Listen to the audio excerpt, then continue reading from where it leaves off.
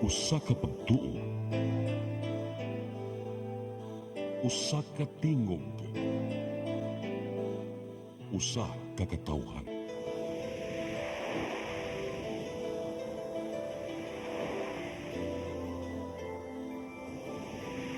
Cebu Catholic Television Network. I am woman, hear me roar, in numbers too big to ignore, and I know too much to go back and pretend. Oh yes, I am wise, but it's wisdom on the plain. Yes, I paid the price, but look how much I gained. If I have to, I can do anything. I am strong, I am invincible, I am Good evening. Welcome to Joy of Women. This is your host, Joy Pesquera. Ug karon gabi una, I'm joined by three beautiful ladies. Pero parang ako paus-paus ko gamay. At sige lang, parang because of the season, parang nagpaus ko. Parang sige-sige ko kanta. But don't worry, I am joined by three lovely ladies. The two are already winners of Miss Cebu, and one is a finalist for the Miss Cebu 2025. And first, nga akong ila-ila ninyo, she is the Miss Cebu 2024 fourth runner-up.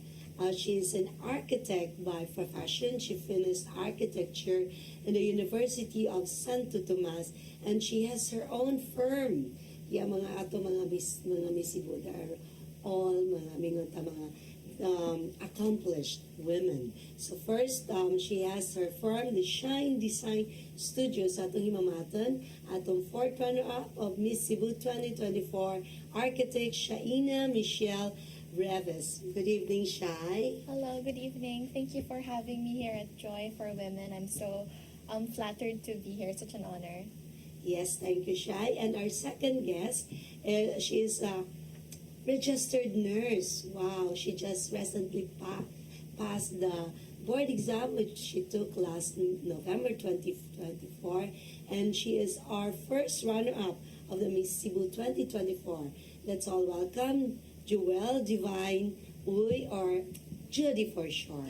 Judy? Hello. Hi, everyone. I'm so excited to be here, and thank you so much, Attorney Joyce, for inviting me on the show. Yes, parang mga content. Kanang is it really ba nga important you to be an accomplished woman before joining as Miss Cebu? Yeah, Jody, ikaw ba, are you really from Cebu? I actually originally grew up on Long Island, New York, but both my parents are Cebuano. I was raised with Cebuano roots, and I've always felt such a strong connection in Cebu. So when I came here for school, I was very proud to say that I am Cebuana. While I may have grown up in another country, I'm still very proud to be from Cebu. What country you came from? From United States of America. Which state? Long Island, New York. Wow. Yes. How old were you when you came back? When I came back here for college. Okay. So I was around 19 years old at that time. Yeah. You studied in. I studied in Velas College for nursing. Okay. Yes. Also, but how was transitioning from your place in New York when you're always speaking in English, and then pag-abot mo din nga grabe parang grabe ka Englishera. Oh, well, actually, my parents very put a foundation into me that I have to know Bisaya at a very young age. So actually, I knew Bisaya before I knew English. But unfortunately, since I went to school in the States, they really pushed English, so I kind of lost it along the way, but I was always able to understand it. And then when I moved to Cebu, that's when I really started working again on my Bisaya skills. And now I like to say I could speak pretty okay. It's a little slang, my Bisaya, but most people can understand me now, and I can also understand them. So Yeah. I can definitely understand the language now a lot better than before. Mga pag di nagyug ka mabaligya. Yeah. Oh, ano ba may mga Oh. Subuano, mga Basi mabaligya ni, kay dili kasabot og Bisaya. She speaks really good Bisaya ever since she also works in a hospital. Yeah. So she tends to the Yeah. patients in Bisaya. It's amazing. That's part of why I got really more fluent in Bisaya, because I had to be on duty, and obviously the patients prefer Bisaya more. That's their native language. So as nurses, we have to accommodate to whatever is most therapeutic for them and be able to communicate with them. So it's definitely Bisaya. And I'm pretty sure growing up in New York, ipakaon jud kag siki si mo mama og humba. Oh, sige, kumba. And then also when we were able, lechon. Yes. And then also a lot of puchero, actually. Yes. And then ang lumpia. Yes, lumpia, Yeah. our favorite in Filipino parties. Also Yeah. favorite in the hospitals and everywhere that there's a Filipino nurse. You always bring lumpia to the hospital. They'll know you're Filipino. Right. And then arita ni Shai. Shai, you also grew up in Cebu, or you came from another place? So I was born in Cebu, and then most of my childhood was in Cebu until at 5 years old I had to move back to where my family business is located, which is Iligan City. Okay. So way back in Mindanao, so right south of the Philippines. And then there my formative years was established. So I mostly grew up in a very provincial household, very provincial environment. And then at college, I had to move to Manila to study architecture there. So I went from very province, very, very conservative to, like a metropolis, like very active, very, whether it's day life or night life, it's very active there. So I basically was exposed to different polarities and environments, yeah. And then, since I grew up in Cebu, I was always looking for that balance. So after I graduated architecture, I was like, I'm looking for the perfect balance of a province and a very active metropolis. Yes. So my heart was looking for Cebu. So after I graduated, I moved back to Cebu. I looked for a job here. I worked here for around 3 years, and then when I was about to take my board exam, I moved back to Manila to review, and then moved back here again, because I don't know, like Cebu just keeps on calling me, and I feel like I just fell in love with the place ever since I was a kid. Like when you're born here, basically you're etched in this city, and it's hard to escape. Yeah. You will always look for the place to Yes. call home. Yes, exactly. And Yes. it's Cebu. Yeah. And then ang kuan ba, like ang imuha, what you call this, like nganong naabot man ka to pageantry. So were you joining pageants like before Miss Cebu? Before Miss Cebu, I used to join like small school pageants, like muses, like high school muses, or Mr. and Mrs. Architecture, which I was first runner-up. But then after that, my parents was like, we're very strict still, like, 'cause like they still uphold like the very conservative type of household. So they were like, no, you have to be an architect first before you explore any other activities or any other possibilities. So I was like, okay. So that was one of my driving force for me to finish architecture early and like be a board passer early. So as soon as I passed the board last year, they announced it August or like June of 2023. I was like, okay, I can apply for Miss Cebu now. So I applied for Miss Cebu in August, like not even a month after I passed. I was like, I applied for Miss Cebu, and then from then on, like everything just aligned, like it forced me, not forced, but like it led me back to Cebu City. It forced me to get out of my comfort zone, because when you're in a architecture field or construction field, you're usually surrounded by men. Oh yeah, right. Yeah. Yeah. Usually surrounded by men, but now I'm surrounded by women, like inspiring women, like women who are pursuing different careers, and it's nice to be surrounded by like-minded people, and Yes. I don't have to be surrounded by not men, but like just male. A male-dominated environment. Yeah, Yes. now like I'm surrounded by women who are very supportive, and I love it. Yes. Yeah. Do you think ba, Jody, that having a pretty face is already like an edge, even in school pageants? I think that being beautiful, both inside and out, is definitely an advantage to anything that you do in life, whether it be a school pageant or a job. It just helps your overall appearance and how you can present to people. So I would say that beauty is subjective. Yeah. And, being beautiful is always up to who you are inside. So if you are able to be beautiful both inside and out, it can definitely help in every aspect. Yes, correct. Because I would agree with you. Na it's always in the eyes of the beholder. Because because we have a different gauge of beauty, and then may uban gusto sila black, ang uban gusto chinita. So it's really it will differ. But you're right. What is very important, it's the inside beauty. Yes. And then did you join pageants prior to Miss Cebu? Well, Miss Cebu was actually my first real pageant, I would say. I first joined school pageants like Mr. Miss Ballas, Mr. Miss Nursing, and that's where I really started to fall in love with pageantry because, back in the States, it's not a very big industry there, so you don't really hear much about pageantry, but then, you always hear about Philippines. Philippines is number one in Miss Universe and all those different pageants, so I always knew that Philippines was very big, and I always really wanted to try. So when I had that opportunity in school, that's when I really immersed myself in pageantry, and that's when I really fell in love with it, and I really carried that on into Miss Cebu. Yeah. Karon di naman kayo sa mga pageantry pa ni sikat. Hasta sa mga international singing competition, di ba? Yes. Yeah, they're like in the US, there's one Filipino who made us proud, Sofronio Vasquez, who won The Voice. So parang grabe ang talent sa Philippines. Yes. Di lang kayo mga guwapa singers pa. Yes. Yeah.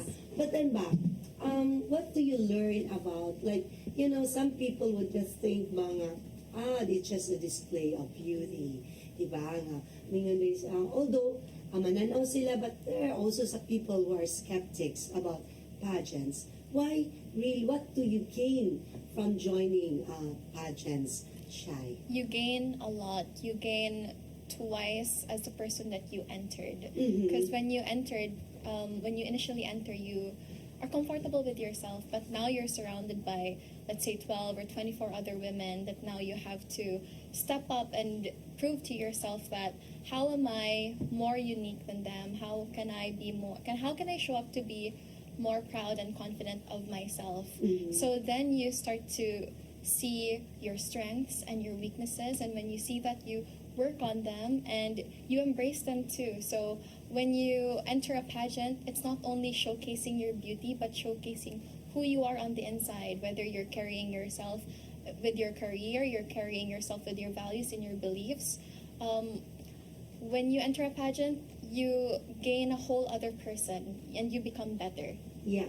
But then some people would just say na, it's just like you presenting yourself, but in reality, you're not that kind of person. Like you, Judine, in your experience, especially that some pageants, with the pageant that you joined, was there a swimsuit competition? No, so Miss Cebu is very unique in the sense that it doesn't have a swimsuit competition. It has an opening segment where we showcase a certain theme that's related to Cebu history, and then we have another segment that in our year was Cebu wear, and then our evening gown segment. So a really great thing about Miss Cebu is that they really showcase their homemade talent. They really love to champion their arts and their designers, and we showcase that in every segment that we do. So it's not just about Cebu tourism, but it's also a showcase of Cebu pride and Cebu artistry. So Okay, so because we already talked about Miss Cebu, so what's really the difference aside from the one that mentioned by Jody Shai? What's really makes Miss Cebu different from the other pageants? What makes Miss Cebu different is that they're looking for that girl that really represents Cebu from the heart. Like if that girl is embodying Cebu for its culture, its values, its history, they're not just looking for the prettiest girl in the room. They're looking for the girl who carries Cebu on her heart, you know. And Miss Cebu as an organization is so amazing because they do not leave their girls alone. They allow them to grow by honing them with workshops and trainings even before the pageant. So by the time the pageant comes, you're already ready. You become a new person, a better Cebuana because of Miss Cebu. Yeah, but then always, some people would think na in pageants, height is an advantage. Is height really an advantage in becoming a beauty queen? So, and then what's the minimum height ba of Miss Cebu?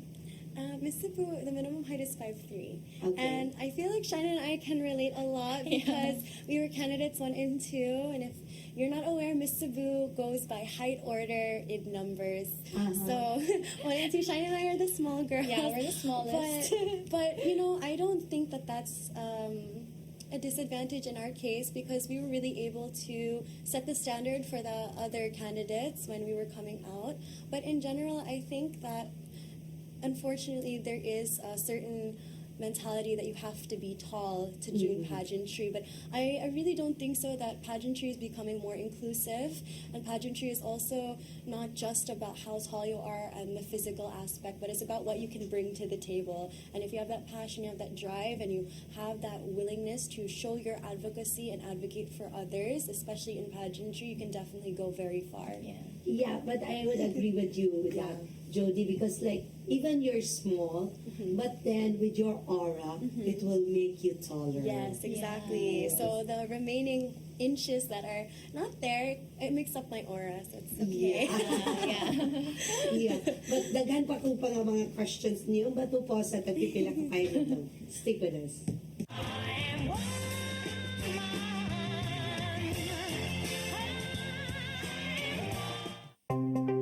Discover the beauty of the Philippines.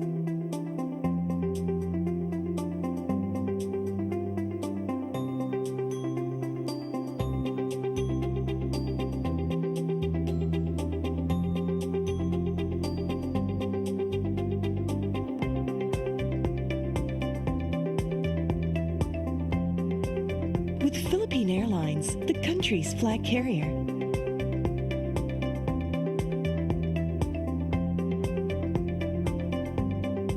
The airline that lets you feel the warmth of the nation.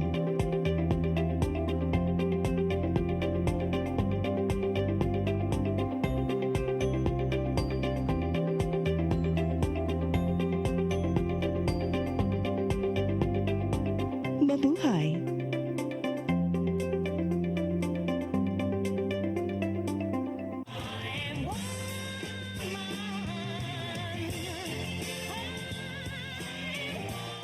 Welcome back to Joy of Women. I am so happy that I'm with beautiful ladies tonight, and I'm sure kamusta na-enjoy sad mo, especially with my conversation with our two guests earlier, si Judy Oy and Shaina Michelle Reves. So now, yuban sa napo karon another beautiful lady. She is a Miss Cebu finalist, Miss Cebu 2025 finalist, and she's now a registered nurse. Wow!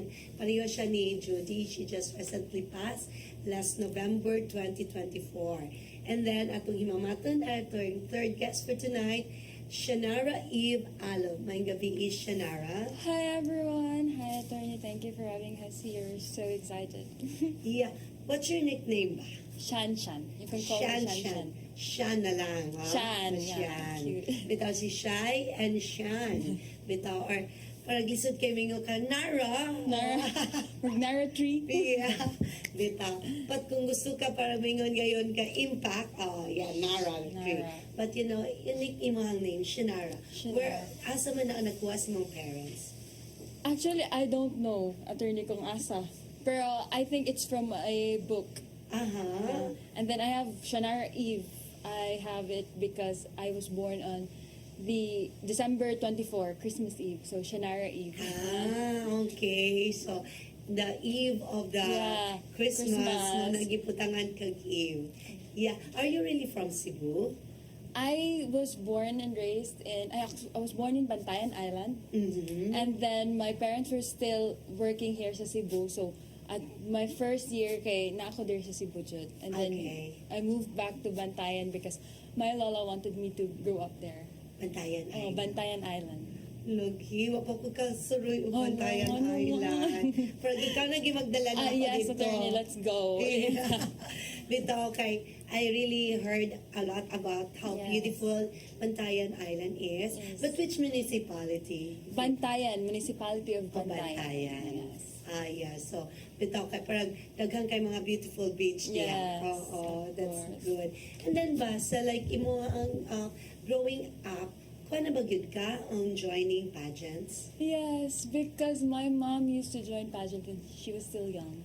Really? Yes, and I would see photos of her, like from this album. I was like, wow, this is so good.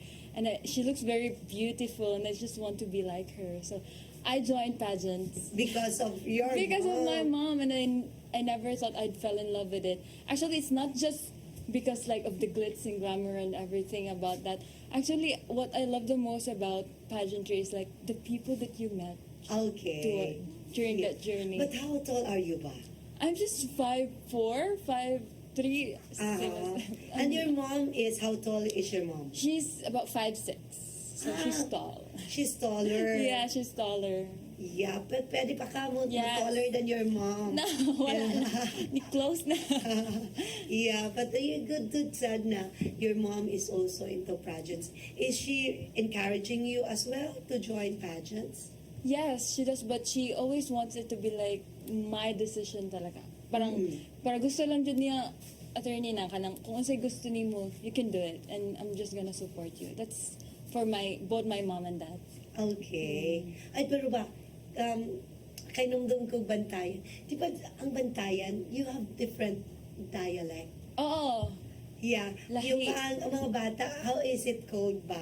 puya. Puya. Yes. Puya. So, Ito sa mga puya. oo. I remember, my dad is from Camotes Island. Oh. And then they have like, there's one municipality, Puro. Puro. More or less, ang ilang dialect is Yes. like the dialect of Bantayan Island. And then my dad, when we passed through that area, my dad told me, walay bata diha sa diha nga lugar. And I was like wondering, why nga nung walay bata? Ano ba ko, why when ano ba igpanganak mo dritso bag kadako ang bata? Kay when when you're a kid, di ba? Yeah. Like you were just like, oh really? Di ano, nga di siya. Yeah, because they called puja, and then in your place it's puya. Yeah, Right, so mga super. good ay. So dili ilazud ka na taga-Bantayan na because Oo. lahi ang delivery, lahi pod ang words, Mhm. na difference jud attorney. Yeah. But at least with your it's so easy for you to transition lang. Yeah, Yeah, oo. from your dialect in ng Bantayan Ayan. Island to the dialect here in the city. Kay Yes. ang dialect sa nato sa city kay parang more or less mga shortcuts. Shortcut. Oo, Yes. medyo sweet gamay. Oo. But in school ba, did you join as well pageant? Yes, I love joining pageants in school side because it's a different kind of pageant man when you're inside school. But unfortunately, during my nursing journey, I didn't really had that much join pageant that much sa kana na time because I was still really focused on studying. But also because of the pandemic, so wala dyan kaayo og pageants. But still, I'm very grateful kay na ako'y gagmay sa nga experience inside the school. Yeah. And then ba, do you think ba it's very important for a beauty queen to have a degree?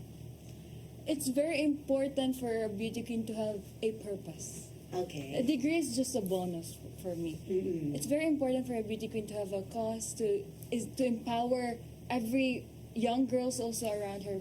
A degree is just a bonus. Mhm. That's what. Yeah, so it's more important. Like you said, it's very important you have a purpose. So what is your purpose in life? My purpose is to spread awareness and knowledge about primary healthcare and how to access them. Because because I'm a nursing student, so I'm nursing graduate Oo. and a registered nurse at this moment.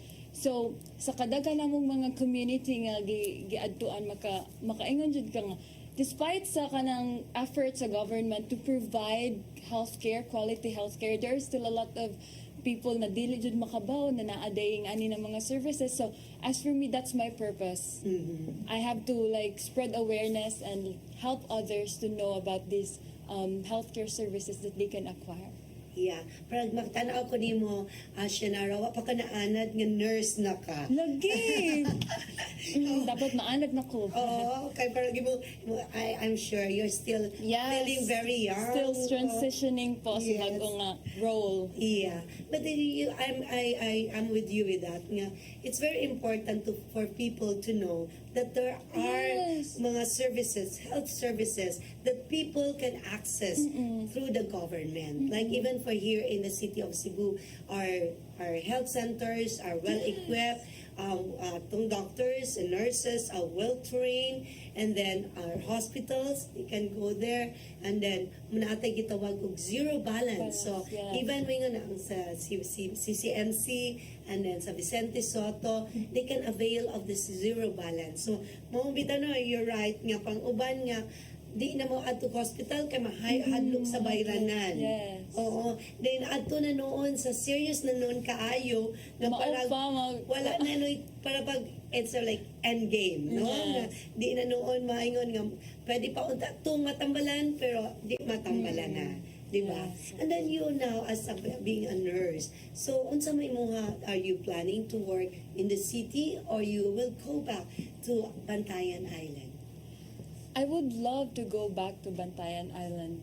Pero at this moment, I'm still figuring things out. I really want to focus first here, joining Miss Cebu. Okay. And I think it's very realistic masad na to focus on one thing sa because Miss Cebu is a very very big event and I really planned for this. So I think I'm gonna focus about this. I'm gonna focus on Miss Cebu sa for now, and then someday maybe You'll go back to Bantayan Bantayan Island because Bantayan Island is an island, so it's different here. Ang healthcare services, ang dili dahil ma-access, we still have to go here sa Cebu. But if I'll be there, I think I can provide more and more safer and more accessible healthcare to Yeah, that's Bantayanos. good. But then, talking about Miss Cebu, why you join Miss Cebu?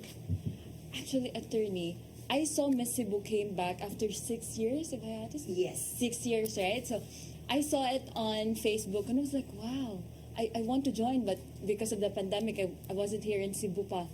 So, and then I tried joining during 2023. I tried to screen, and then I didn't got in because I was still on my, and I think it was a blessing in disguise because I was still on my 3rd year of nursing, and I think I couldn't juggle joining pageants such as Miss Cebu and studying. We have duties. Yeah. And now I tried again and I got in. The reason why I joined Miss Cebu is because it's my dream. And I saw what Miss Cebu can do to a woman and to the community. It really has a purpose. So it's a very good thing to be a part of something that has bigger purpose, like empowering children, women, everyone in the community, and I want to be a part of that. So I joined Miss Cebu. So you believe that lots of women are looking up to the Miss Cebu? Yes, I'm one of them. I look up to Miss Cebu. Yeah, that's good. And then, so far, with your journey with Miss Cebu, what have you learned? A lot. I've learned so much. Like what Ate Shai said earlier, grabe, you've become twice the woman that you are when you entered. Right now, I'm more confident because before I entered Miss Cebu, I had a lot of doubts. My parents didn't even know that I screened for Miss Cebu. They already found out during the press con, and I was so scared. Maybe they won't let me, but they were just very supportive. I didn't tell them because I was doubtful. I have a lot of hesitation. I didn't believe in myself. I was not confident. It was just like I don't want to regret, so I have to screen. I have to go to the audition. But right now, because of Miss Cebu, I've learned so much, not just from self-development, also business, tourism. I've learned so much, and I feel like I'm now an ambassador of Cebu. I've learned so much about Cebu, and I can now represent Cebu. Okay, so they're talking about Cebu, what's really in Cebu? Like, I'm a Cebuano, I grew up here, but then our televiewers, they're really watching us, and then some of our, hi di ay sa mga televiewers naman diha sa Leyte, sa Inupakan, and all other areas in Region 8, mga hello taga Samar. So, for them no wala katunog og Cebu, especially Cebu City. So what can you say about Cebu City? Cebu City has everything.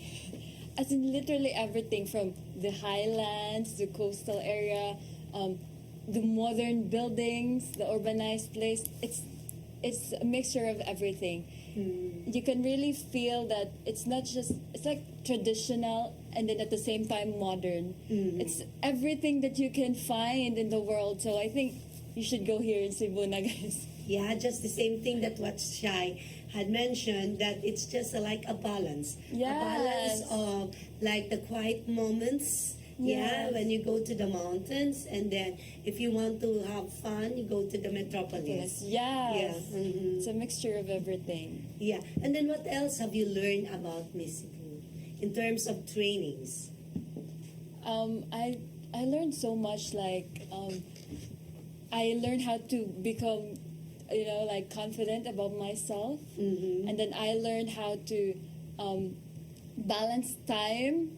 It's more like the first thing that I learned about Miss Cebu is more like about myself, about being a woman, being an empowered woman, and how to represent Cebu, and that's it. I really learned so much, and that's the first thing that I loved about this. That it first thing that it did to us is like mold us to be better women, and then learned about tourism, and in that way we'll be able to represent Cebu and learn and give knowledge and information to people about Cebu. Yeah, like you mentioned that you have really been following Miss Cebu Yes. before.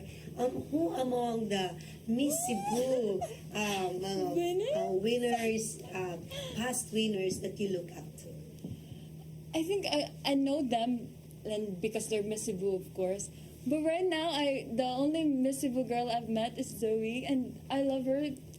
I love her so much. She's good, and also other Miss Cebu 2024 girls. We were able to work together in their project. I was very grateful that they asked for us, and we were able to help them. We went to Girls Town in Talisay, and we've learned so much from it. And that's why I think the Miss Cebu court, Miss Cebu Queen, and her court is the one that really stand out for me because I've met them, of course. Yeah, They're that's very good. wonderful girls. So they gave you mga tips on how to handle yourselves. Yes, they came to us and told us that if we need anything, we can just ask for them, and that's very cute and sweet, and it just make everything easier for us. Yeah, like talking about going back to like the pageants, like do you think which is better, having a beautiful face or being tall? I think the most important thing with pageantry is, like what I said, is to have a purpose, to have, and having a beautiful face and a tall height is just a bonus. Okay. Because it's not just about being beautiful on the outside. It's most importantly is being beautiful on the inside and being able to have a purpose and make a change in the world. Being pretty, of course, we have some advantage right there, but the truth is, being beautiful is just a bonus, and all you have to do is to have a wonderful heart, a heart that is open to help, a heart that is willing to help others and make a change in the world.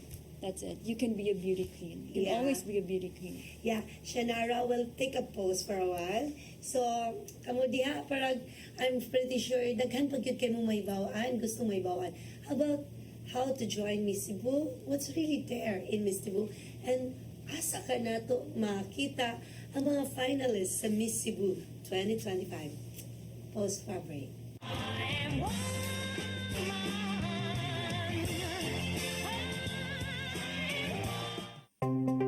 Discover the beauty of the Philippines.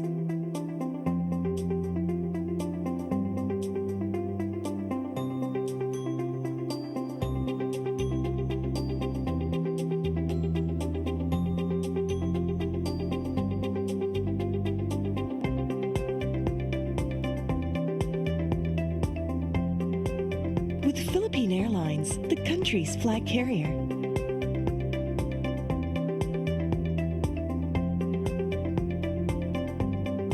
The airline that lets you feel the warmth of the nation.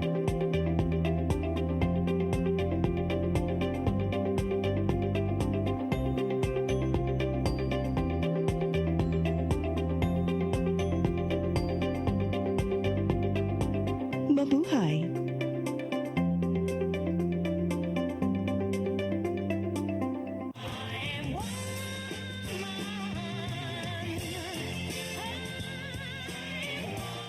Welcome back. So, karon ato ang all three beautiful ladies ng uban dyan ako karon. And of course, we have the first runner-up of Miss Cebu, Judy Oy, our fourth runner-up of Miss Cebu 2024, Shaina Reves, and our finalist for the 2025 Miss Cebu, Shanara Eve Alog. Yeah, so parang kuan baka ng karon ba sa kani screening sa Miss Cebu 2025, did you actively involve you, Shai, and Jody in the selection of the finalists? Yes, the court this year was actively joining the screening, interviewing the ladies, trying to get to know them, and then like a little bit investigating on their social media, just a tiny bit, just to make sure lang na we're accepting credible ladies. And then so we had to background check them a bit. And then for the picking of the ladies too, of course, we were still part of that. Yeah. So Jody, is it very important ba for the finalists to have good character? 100%. You know, Miss Cebu looks for a girl that has character and also a good moral value. So I would definitely say that having a good character is part of not only Miss Cebu, but just to be a beauty queen in general. Along with that purpose, you have to have a good being, you have to have a good character to really be able to emulate a beauty queen. So pagkainan, it's not only beautiful outside, but must be beautiful inside. So most of din inyong gibuhat sa inyong character background investigation. Yeah. Wow, FBIs. We put on our FBI hats for a bit. Yeah, no, ito kayo, usually may nga naman, why is it na ang Miss Cebu took time in the selection as well as nga, di ba usually mga pageants, gani nyo, may bawaan na ilang mga candidates or finalists on the day of the pageant, di ba? Or even a week, month. Pero ang Miss Cebu, it's like months. Yeah, so maudi ay na siya tungod mag NBI pa di ay really. So, kamo pasad when you were when you kamong dua, when you were still also an applicant, or you also as well, Shanara, nakuyawan basad mo nga, oy, unsa kay makita nila na mo. Yes, ay mga FB post. FB, Instagram. So I had to be conscious of what I have posted and tried to scroll through my own profile. Okay, if they see this in their own eyes, how would they look at it? How would they see? How would they perceive it? So I just had to make sure that everything was okay, that I did not post for the last 5 years of my life, anything ridiculous or whatnot. But okay, may gali kay Okera, nalimpyura and nalimpyura. And then but yeah, so as a Miss Cebu, you have to be conscious of your image 24/7. You're representing not only yourself but also Cebu City, so you have to be conscious and aware of what you post even before or after Miss Cebu. So kuyawan good, but it's part of the process. Right. But then sa inyong last year you were the applicant, and now you're part of the screening. So how was the experience? Unsa inyong nakita nga ay inini din ni ang before sige ikaw Jody. I would say it's such a full circle moment because you know you're screening last year and then you're coming back as a title holder and now you're the one asking the questions as a completely different girl or woman. And I would say that I had the opportunity to be able to ask questions on the second day of screening, and it was so much fun, and I really loved asking about their lives, about what they're doing, and how they would be able to bring themselves to Cebu. And I think, in my opinion, I did pretty good in the screening and asking people questions.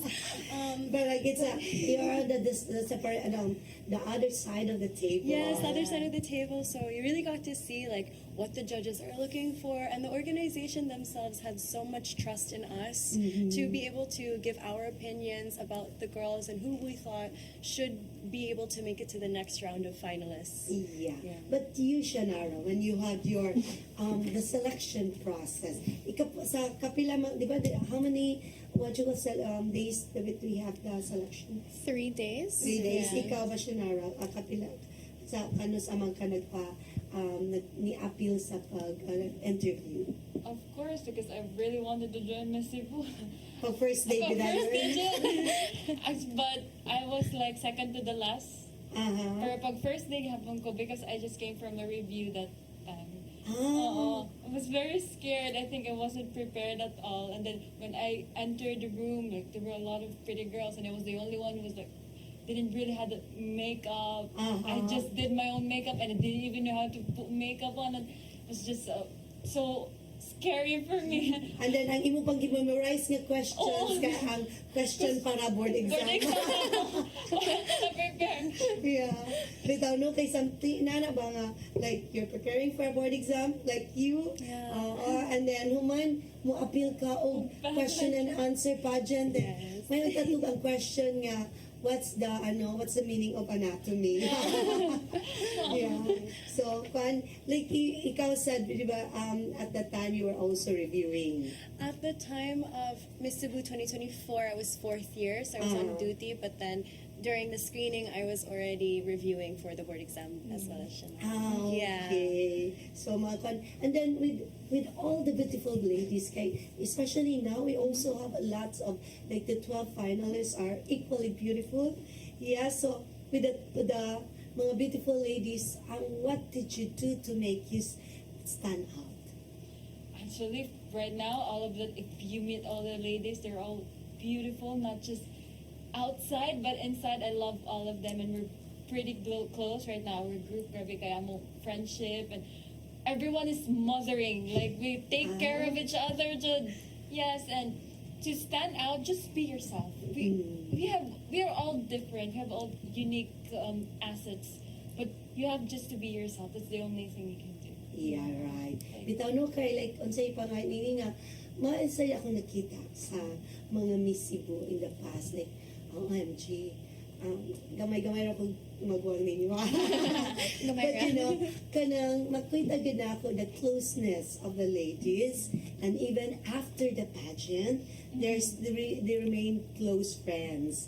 Yeah, kaya parang mahimo na yun yung mga sisters from different mothers. Yeah. Oo. And then ba, isa sa nako nga, parang, kanang curious ko, ang sa Miss Cebu ba, tudluan ba mo on how to put on makeup?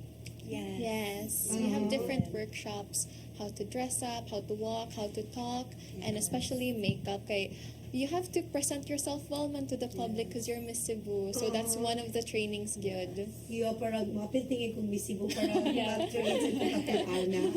Oo, kanang how to put piloka. Oo, kanang tudluan gid na nagin. Yeah, nagay mga trainings, mga workshops. The recent one that they did was like fine dining. O, diba? So nice. Yeah, bitaw. You know, kay when you what you call enroll in a finishing school, because Miss Cebu is like a finishing school. If you enroll a finishing school, it would cost you like more than 50,000 for one course. But then in Miss Cebu, you get it for free. Yeah. Oh, di ba ka na, then you will hear it from experts. Di ba ka like, you know how the etiquette in fine dining. Yeah. Oh, di ba no kayo sa ba nga, maabot kang fine dining, asa man unahon akong gamit. Asa man tinidor, ini. Ang kuan, kadagang tinidor, kadagang of knives. Diba? So it's good nga tudluan sa mo. And apil na ng how to swirl. The why. Yeah. No, ana ready ay. Dili ana. Kaya baka human swirl. Ana ready ay. Yeah. And then ang tudluan ba sa mo on public speaking? Yes. Sige, what did you learn about the public speaking sa kaning sa Miss Cebu? Kinsa may nag mentor ninyo on public speaking? So we were very lucky to have Toastmasters International train both our batches and previous batches of Miss Cebu. They really go into a technical level about how to speak, what are your techniques to create a proper and impactful answer for each thing that you go through. And I really appreciated that workshop most because that was my favorite workshop, and it really helped me organize my thoughts and not be so kulbaan on stage, and how to really articulate myself and figure out the words that would create the most impact for the audience and for the judges. Yeah, I would agree with you with that, because when you are on stage, sometimes the people would like they're in the like stage, and then when the candidate would stammer, they would just think na bugo na siya, diba? But they did not know the pressure on the stage, diba?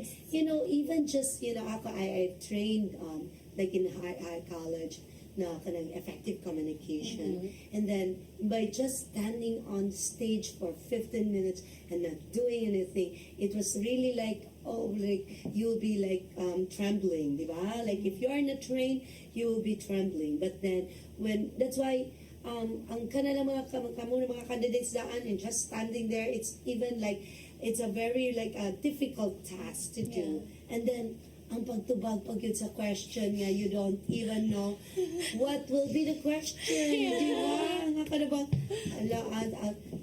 ang sa may technique, ana. Like kamo mga, kay kanisi Shanara, I'm pretty sure that she will be getting techniques for you. Unsa may technique. And when you're already there, okay lang sometimes it's just like the pep talk. The pep talk is just like, it's okay because it will be taken out of your resume. But then when the final question would come there, unsa may technique ninyo nga you can impart to the finalists, ikaw, Shai?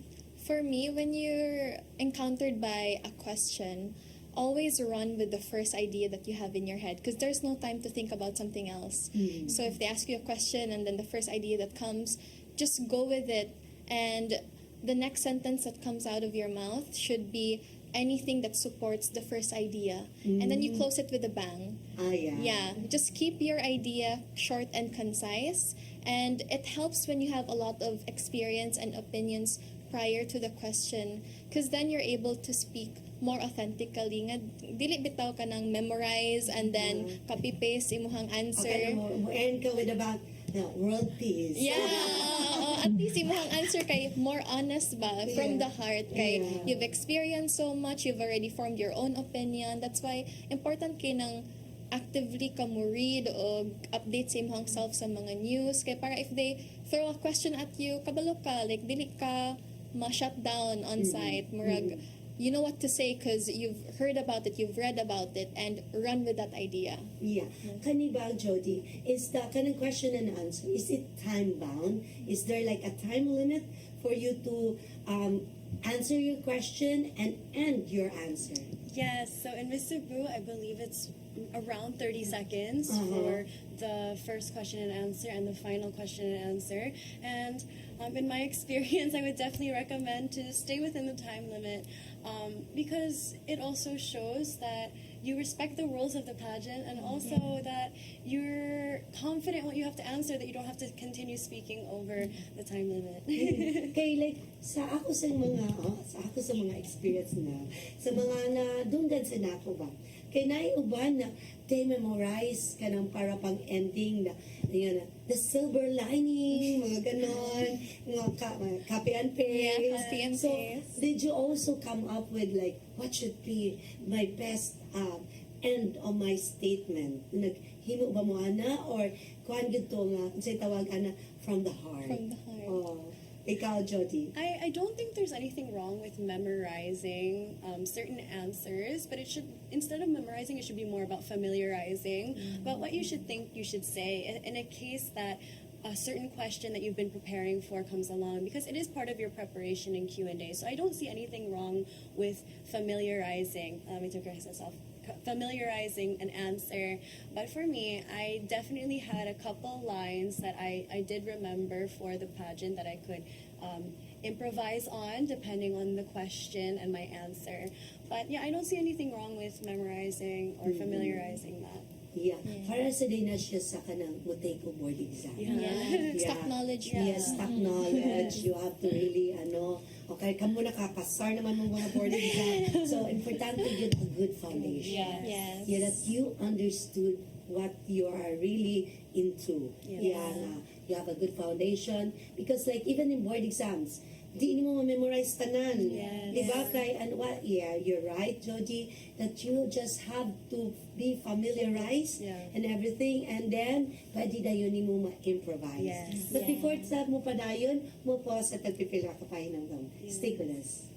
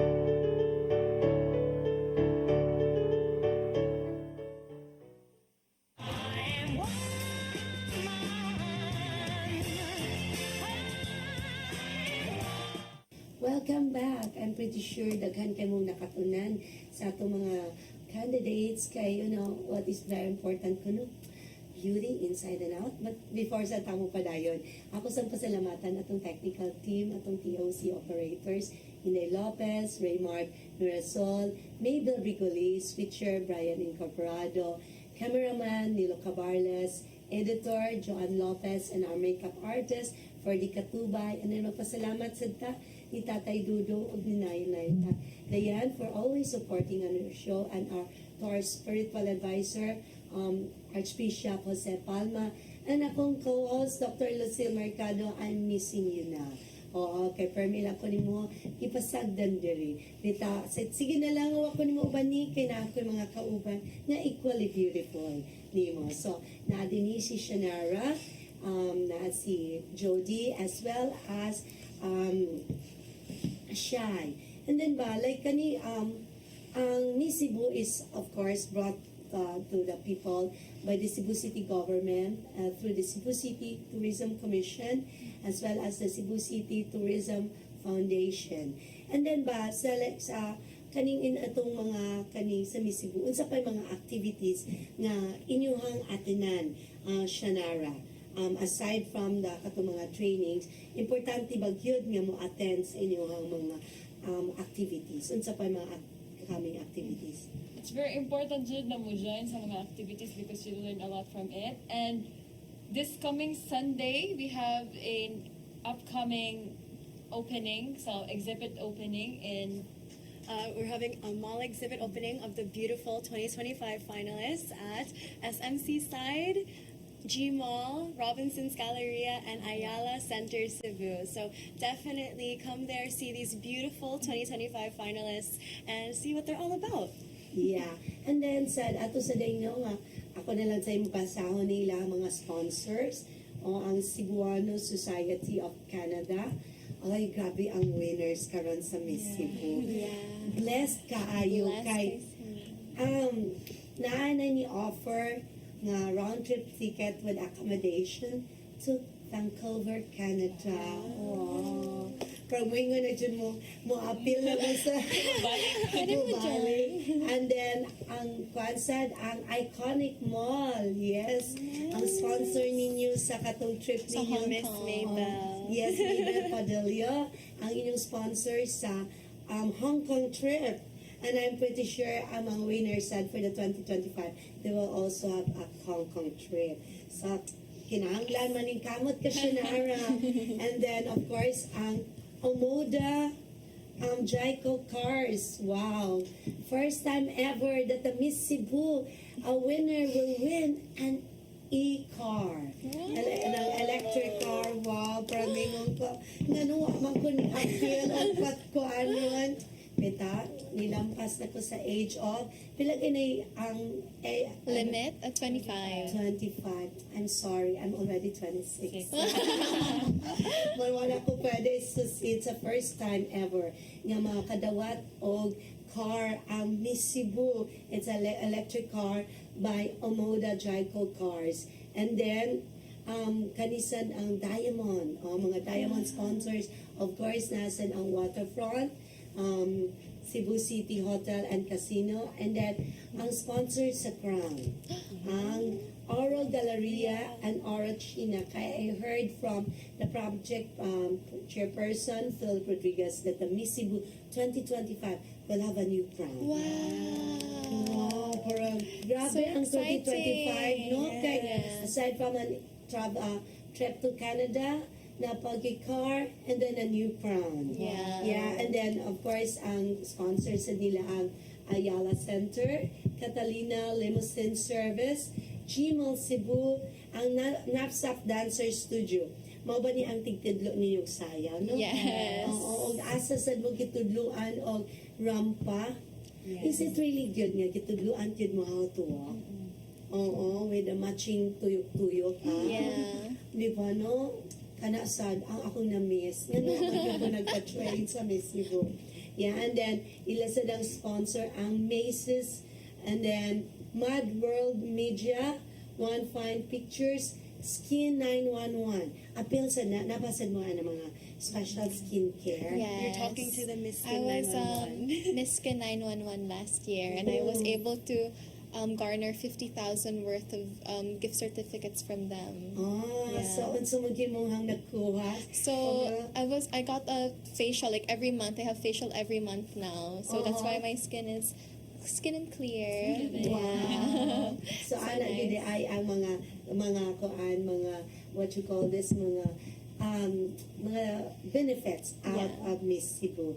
And then ang nasa ang additional sponsor nila ang Besa, Filippo, B Residences, GT Cosmetics, and of course Ocean Park and Savoy Hotel. And then ba, parang mubo na magigay tag-uras, mga short message from first Shanara, message to our televiewers. Hi, thank you so much. First of all, thank you, Attorney Joy, for having us here. I'm very happy to be here. Thank you for this experience. And I hope you go and watch us, Miss Cebu, in this January 15 at Waterfront Hotel. And yes, thank you so much and have a great night. Yeah, Jody, any message to our televiewers? Hello, televiewers. Thank you so much for taking the time to watch Attorney Joyce and us on Joy of Women. We're so honored to be here, and like Shanara said, please go watch the lovely batch of the 2025 finalists on January 15, 2025 at Waterfront to see the new Miss Cebu 2025. How many finalists ba ang Miss Cebu? 12. 12. Yes. So there are equally beautiful ladies. Yes, but only one will stand out. Yeah. Yes. Any message to our televiewers, Shai? Thank you, Attorney Joy, for having us. It's such a pleasure to be here. And again, we invite you all to watch Miss Cebu 2025 on January 15 at Waterfront and see Shanara and her other finalists fight for the crown. Yeah, and especially the new crown by Aura China and Aura Gallery.